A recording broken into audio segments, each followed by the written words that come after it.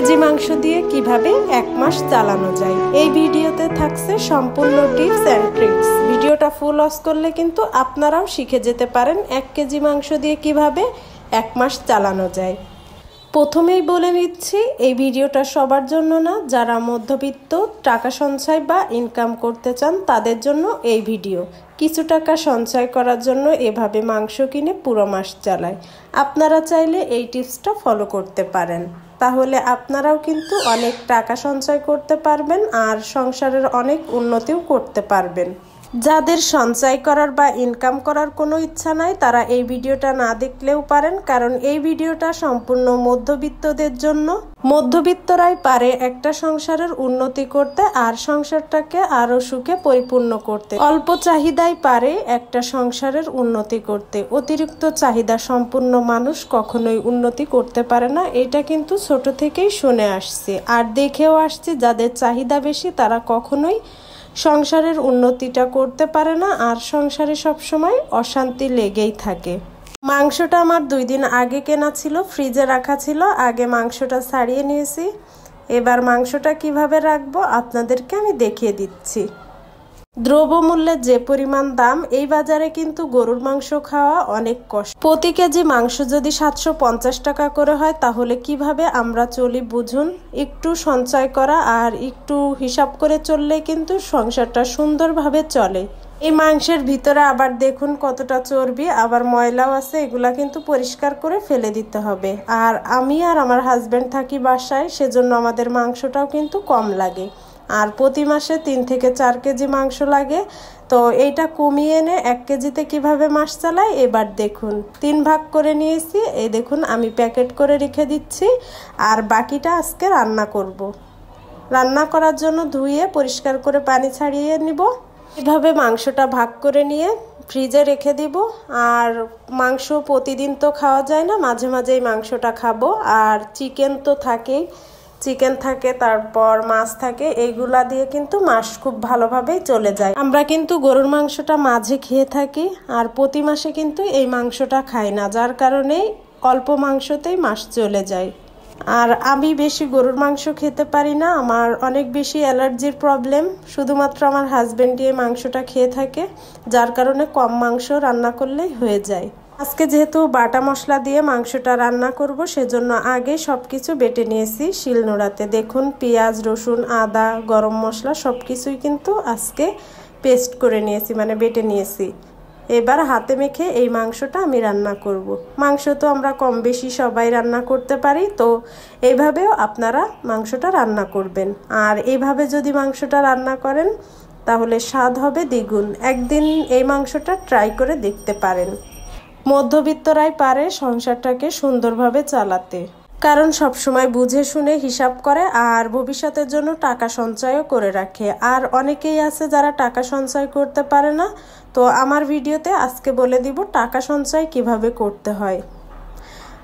আমরা অনেক সময় দামি দামি ড্রেস পরি, এই ড্রেসগুলা কিন্তু বাসায় না পরলেও চলে, বাসায় একটু কম দামি ড্রেস পরলেই কিন্তু হয়ে যায়। কিন্তু অনেকেই এই কাজটা করে না, বাসায় তারা অনেক দামি জামা সব কিছুই পরে থাকে, যার কারণে সংসারের অতিরিক্ত একটা খরচ থাকে। বাসায় পরা ড্রেসগুলা যদি একটু কম দামি পরা হয়, এখান থেকেও কিন্তু অনেক টাকা সঞ্চয় করা সম্ভব হয়। আর এইটা কিন্তু সম্পূর্ণ মেয়েদেরই করা লাগে। আর একটা বাসায় যদি তার ওয়াইফ যদি হিসাবই না হয় তাহলে কখনোই কিন্তু সেই সংসারে উন্নতি হয় না। অবশ্যই তার ওয়াইফকে হিসাবই হতে হবে, তাহলে দেখবেন সংসারে কতটা সঞ্চয় করা যায় আর কতটা উন্নতিও হয়। আমরা মেয়েরাই পারি একটা সংসারকে সুন্দরভাবে চালাতে। হাজবেন্ডরা তো বাইরে থাকে ইনকাম করার জন্য, তারা তো আর এতটা দেখে না যে কত টাকা খরচ হয়েছে কত কি, তারা সব সময় টাকাটা পাঠাতেই থাকে, যার কারণে মেয়েদেরকে একটু হিসাবই হওয়া লাগে। আর মেয়েরা যদি হিসাবি হয় তাহলে সংসারে অবশ্যই সঞ্চয় করা সম্ভব। মাংস কিন্তু কম বেশি আমরা সবাই পছন্দ করি, কিন্তু এইভাবে মাংস যদি রান্না করেন তাহলে খেতে কিন্তু অনেক বেশি ভালো লাগবে আর কম মাংসতেও কিন্তু হয়ে যাবে। আর আমি মাংস লাইক করি, তার মানে এই না যে অনেক মাংস খেতে পারি এমন না। মাংস কিন্তু আমি 2-3 পিসের বেশি খেতে পারি না, এইটা সেই ছোটবেলা থেকেই। আমার হাজব্যান্ড একটু বেশি মাংস পছন্দ করে, সেজন্য আমি এভাবেই মাংসটা রাখি। সেজন্য অল্প মাংসতেই কিন্তু সারা মাস আমার চলে যায়। মধ্যবিত্তরা সব কিছুই পারে, কারণ তারা সঞ্চয় হিসাব সব কিছুই কিন্তু খুব ভালোভাবেই করতে পারে, যার কারণে তাদের ভবিষ্যৎ নিয়ে কোনো চিন্তা থাকে না, কারণ তারা সবসময় ভবিষ্যতেরটা চিন্তা করেই কিন্তু কাজটা করে। দেখুন, আজকে আমি মাংসটা আলু দিয়ে রান্না করব, সেজন্য আলুতে লবণ, হলুদ আর একটু শুকনা মরিচ লাগিয়ে নিচ্ছি। এভাবে আগে একটু ভেজে নিলে মাংসের স্বাদটা অনেক বেশি হয়। আর এইটা হচ্ছে নতুন আলু। নতুন আলু দিয়ে মাংস রান্না করে খেয়ে দেখবেন যে কতটা স্বাদ হয় আসলে।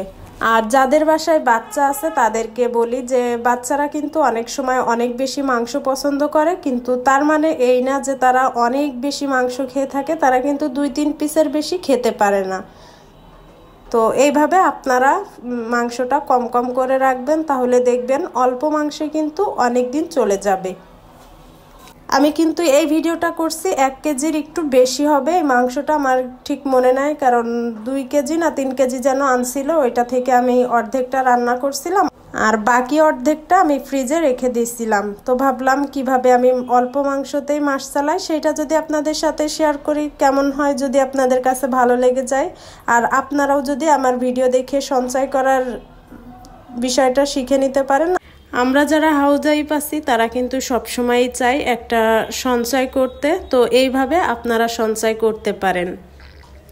কারণ হাজবেন্ডরা সবসময় বাইরের কাজে মন থাকে, তাদের কিন্তু ঘরের কাজে কম মনই থাকে, তো নিজেদেরকে একটু সঞ্চয়ী হতে হবে। দেখবেন যে কত টাকা মাস শেষে সঞ্চয় করতে পারেন।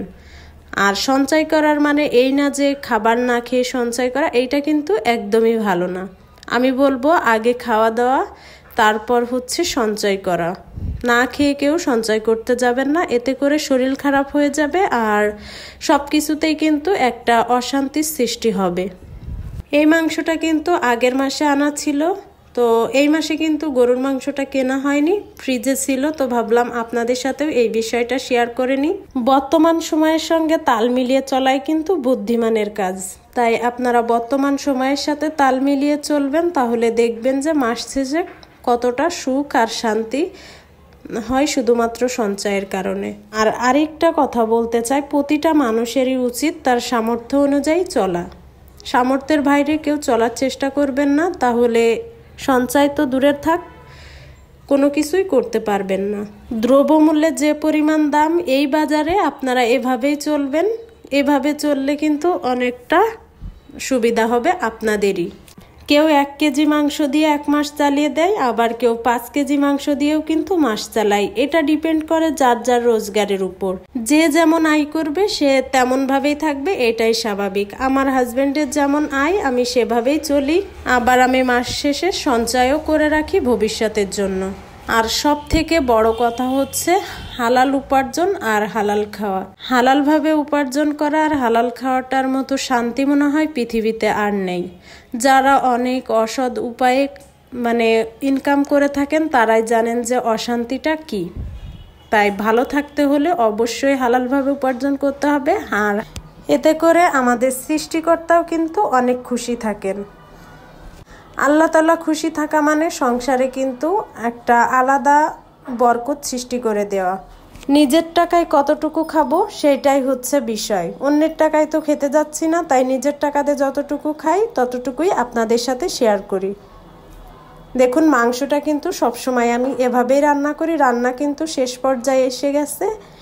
এইবার গরম পানি দিয়ে দিবেন, আর ফুটান্ত গরম পানি দিলে মাংসের কালারটা ঠিক থাকে।